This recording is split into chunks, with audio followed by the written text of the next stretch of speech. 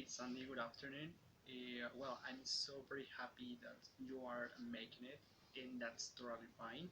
I'm sorry that we couldn't make it today, but don't worry, I will give you the activities to be done in this class. And for the very first part, I will share with you a link to watch a video about 5 personality traits all successful people have in common.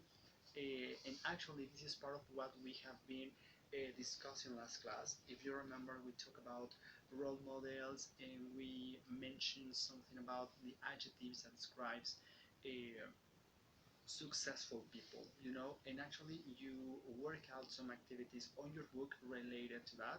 So that is the reason why we are taking them back and using them in this activity. I will ask you to please like watch the video, write some notes on your notebook or whatever you can. In next class, we are going to discuss these ideas together. Like we're going to have a discussion about it, and you can agree or disagree with the information that is being presented in the video. Don't worry, it's of course your point of view. So, for the second activity, we're going to do something on your book. And last class we discussed a little bit about reflexive pronouns. And if you remember, we did an interactive activity in which you have to identify what was the corresponding reflexive pronoun for a very specific sentence. What you have to do on your book, it's not very different from that. So you will have to read some sentences and decide what is the most appropriate reflexive pronoun. So after that, there you have obviously a grammar chart to help you to decide the better. Okay, in this orange chart, we have some examples on the right side, on the left side, and on the right side, we have two columns in which we can see the personal pronouns and the reflexive pronouns, which is perfect. So you can use this information as reference and then uh, decide what is the best answer. So then we have the speaking part, which is called self-talk.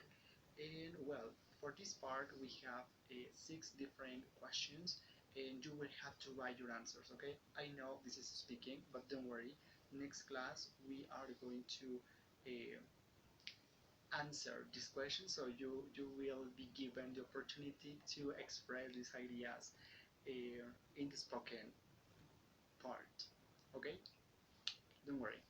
So after that, of course, we are continue working with your book, and the lesson that we have to develop is I'll give it some thought. Okay, I'll give it some thought. So we use this when we want to think about how can we give or receive some suggestions or some, like, yeah, like when we are giving and considering some advice, okay, which is important. So in this lesson, the first activity that we have to check is that we have a picture of a man and a woman talking, probably at a cafe, I don't know. And on the left part, we have the written conversation, like what they are talking about. So in this part, we um, we have to be very careful. Well, first of all, let's think about what information or what things are they sharing. So what do you think are they talking about? So, obviously, you can make your own inferences before doing the activity. It is perfect.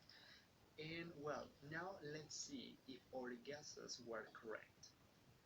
On the left part, we have the written conversation. So what you will have to do here is read this conversation, and then I will ask you to please underline or circle all of the expressions or phrases that help us to express or give to express that you accept a suggestion or a recommendation or an advice.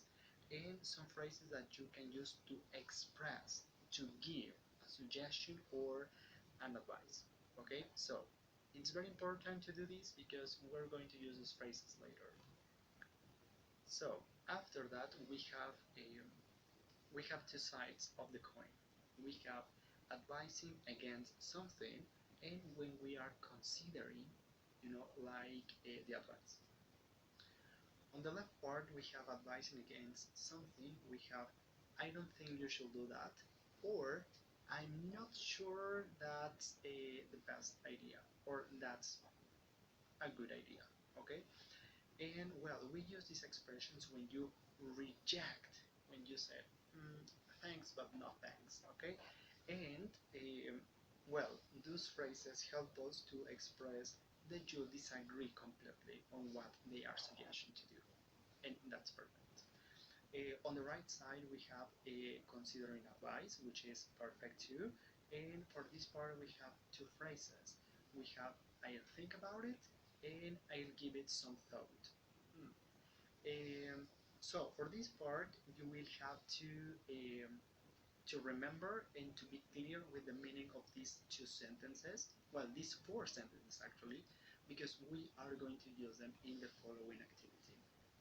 So once you identified what is the use for these phrases and what do they mean, we are going to do exercise letter D, in which you have to read some sentences and you have to decide if you will advise against something or if you are considering the advice. Okay? Don't worry, you can write, and actually I prefer you write the sentence that you think best completes this idea, and you have to decide if it is advising against something or considering advice.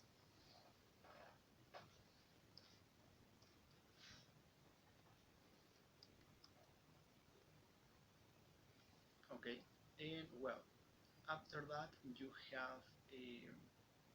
have a listening activity on the next page. We're not getting to that listening activity yet, so we can just leave it in standby and then we're taking it back. And well, then we have speaking. Think about it. In this part of the activity, we have a picture of a guy who is looking at a car. He seems overwhelmed by what he's having on his hands, and then we have three different situations. So here the activity is very simple.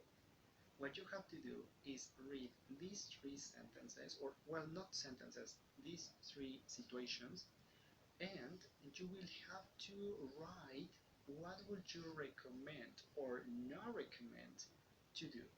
So you can use, and I expect that you use the phrases that we previously checked in the previous exam in the previous activity.